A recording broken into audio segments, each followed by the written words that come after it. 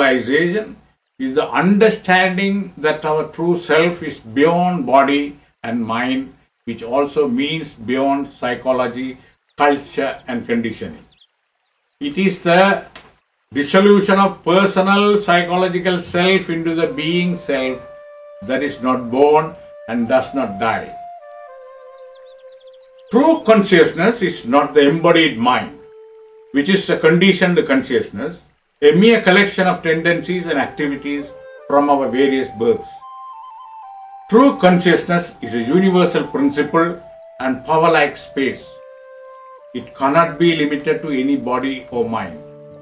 The mind can at best reflect it, which requires that the mind be still, subtle and sensitive within. We must learn to move from embodied consciousness or mind to the non-embodied universal consciousness in which we transcend our personal self to the universal self. This occurs when we go to the root of the mind and discover the light of awareness that radiates through it. Mind and self-realization. For such higher self-realization, the mind plays a crucial role. The mind can be the instrument for either bondage or liberation, ignorance or enlightenment.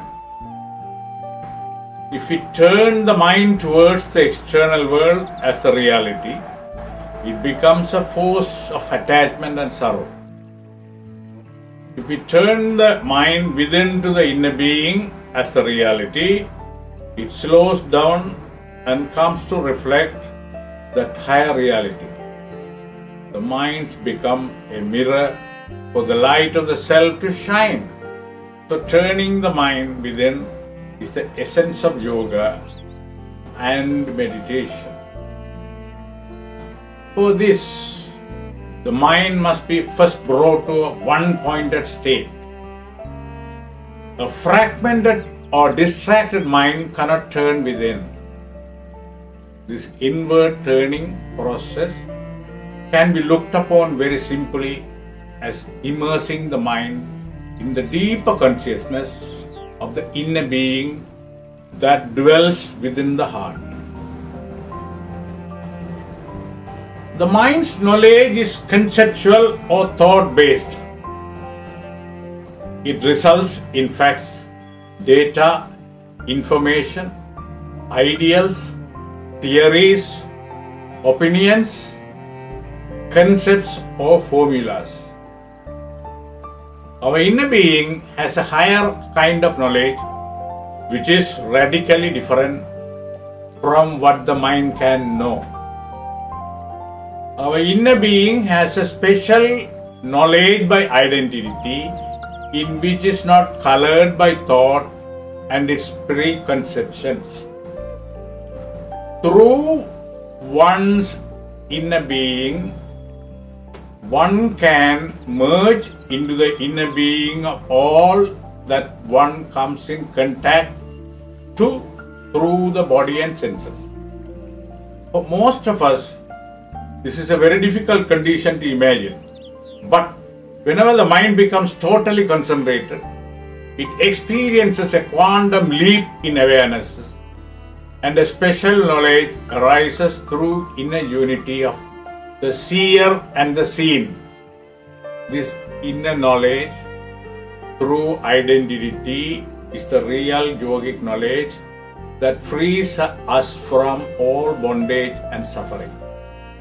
All the mind knows is simply thought, which is name and form, and but a modification of the mind. True knowledge is knowledge of the being, which arises through pure consciousness when mental activity comes to rest, when the mind becomes cool, calm and silent. So, how to go from mind to consciousness? we must learn to move beyond the mind to pure consciousness, which is to return to our true nature, our inner being. It is to rest in silence, in the silence and peace, within that no thought, opinion, belief or conclusion can touch. It is to enter into the realm of being and direct experience where no words can go, which leaves no outer trace, where one becomes everything and nothing. The mind is an excellent tool and instrument for consciousness. It has a wonderful capacity for action, expression, memory and coordination of our outer actions. But if we try to understand consciousness through the mind, we fall into spiritual ignorance and confusion.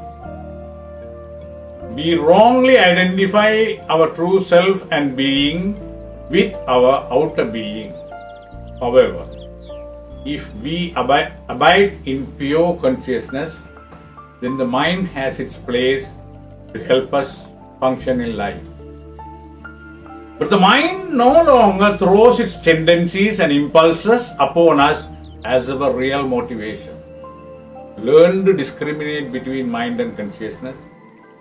Learn to witness the mind. Dwell as the seer of the mind and its modifications.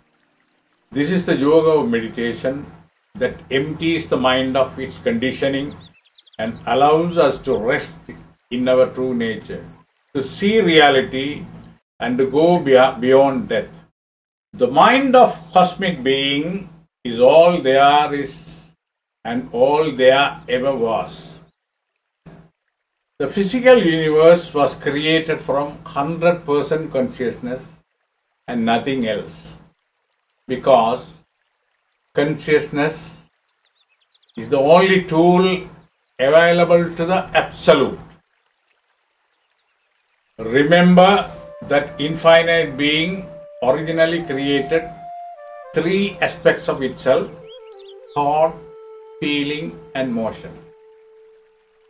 By projecting thought as one type of consciousness and feeling as complementary but different type, it was possible to create different potentials and motions through the interactions of the two.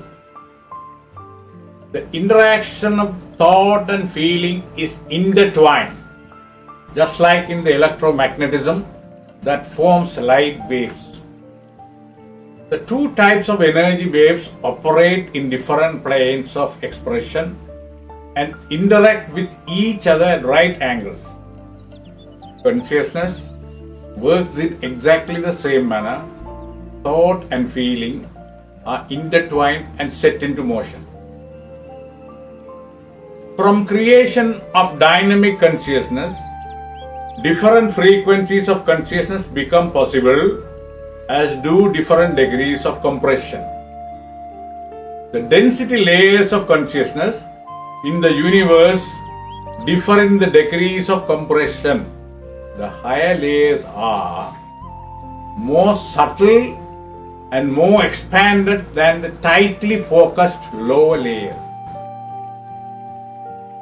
In our third density, physical existence, we can apply the same formula of creation to develop our own potential into everything that it can become. The formula thought plus feeling plus motion in the human realm translates into thought being used to analyze and plan, feeling being employed to bring life into what needs to become manifest, and finally action brings that plan into manifestation. The existence of this formula of creation shows the potential of human creativity quite clearly. It means quite simply that you can manifest anything you can imagine. Part of the plan of creation is that each and every one of us will discover and develop